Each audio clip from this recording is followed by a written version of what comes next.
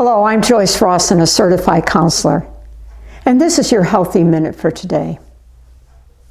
I'm a big believer in meditation and prayer, and studies support its stress-busting releases and benefits.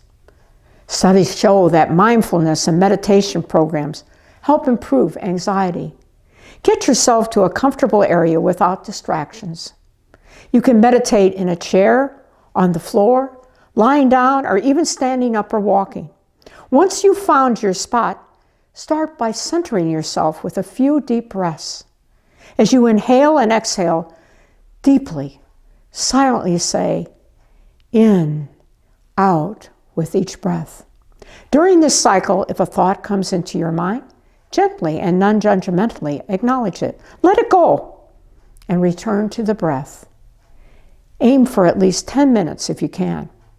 Practice it every day, twice a day if you can. That's a great way to reset a very anxious body and mind. May God bless you as you try this.